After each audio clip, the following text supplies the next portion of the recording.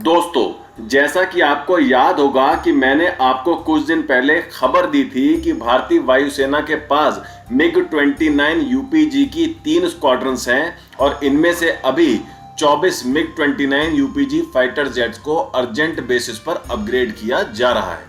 मैंने आपको यह भी बताया था कि इन अपग्रेड्स के बाद मिग-29 UPG long range strike weapons, air to air missiles, precision guided missiles और बमों के साथ साथ स्ट्राइक और डिफेंस दोनों कैपेबिलिटीज से लेस हो जाएगा। अगर आपने ये वीडियो नहीं देखी है तो इसका लिंक मैंने डिस्क्रिप्शन में दे दिया है, आप प्लीज इसे जरूर देख लीजिएगा।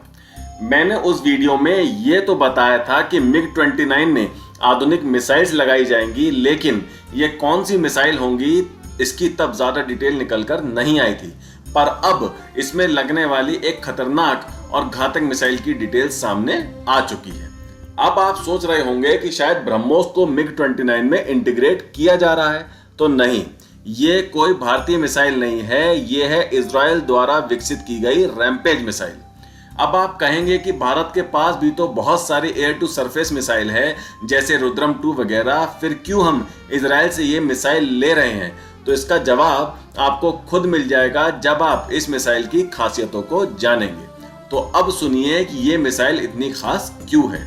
रैम्पेज लंबी दूरी से हवा से जमीन पर मार्क करने वाली सुपरसोनिक मिसाइल है।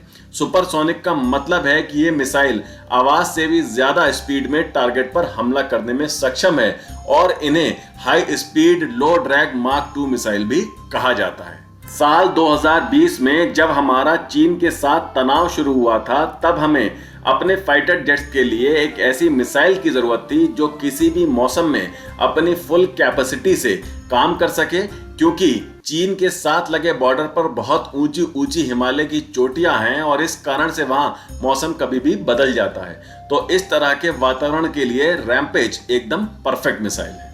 जब भारत ने 2019 में बालाकोट पर एयर स्ट्राइक की थी, तब स्पाइस 2000 मिसाइल का इस्तेमाल किया था, लेकिन आपको जानकर खुशी होगी कि रैम्पेज मिसाइल की रेंज स्पाइस 2000 से भी ज्यादा है और इसकी रेंज 250 किलोमीटर तक बताई जा रही है।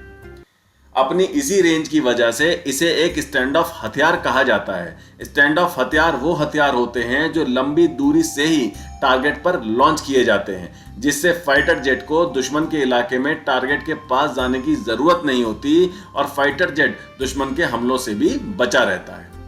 और जो इसकी सबसे बड़ी खूबी है वो ये है कि ये मिसाइल एंटी जैमिंग क्षमताओं के साथ जीपीएस और आईएनएस गाइडेंस नेविगेशन सिस्टम से लेस है।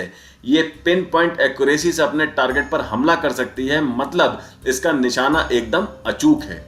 ये मिसाइल खास तौर से दुश्मन के communication centres, radar stations, control towers, logistics centre और कमांड पोस्ट इत्यादि को नष्ट करने में इस्तेमाल की जाती है, क्योंकि ये एक प्रिसीशन गाइडेड मिसाइल है और ये दुश्मन के एयर डिफेंस सिस्टम को भी चकमा देने में पूरी तरह से सक्षम है। रैम्पेज मिसाइल 47 मीटर लंबी है और इसका वजन 570 किलोग्राम है और एक एयरक्राफ्ट में एक बार में 4 रैम्पेज मिसाइल फिट की जा सकती हैं। अभी हाल ही में इस मिसाइल का इस्तेमाल इजराइल ने ईरान में भी किया था। भारत द्वारा अपने मिग-29 लड़ाकू विमानों को इजरायली रैम्पेज मिसाइलों के साथ आधुनिक बनाना इसकी हवाई युद्ध क्षमताओं को बढ़ाने में एक महत्वपूर्ण कदम है।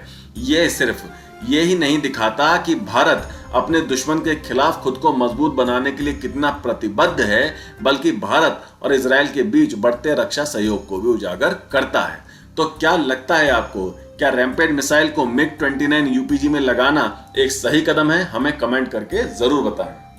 वीडियो को लाइक करें, शेयर करें और बेल आइकन को दबाकर चैनल को प्लीज अभी सब्सक्राइब जरूर कर लीजिए, क्योंकि आने वाले दिनों में बहुत बड़ी बड़ी डिफेंस अपडेट आने वाली है जो आपको मिलेंगी सबसे पहले इसी चैनल पर। तो आज के लिए इतना ही, मिलते हैं अगली खबर के साथ जल्द ही। टेक केयर, जय हिंद।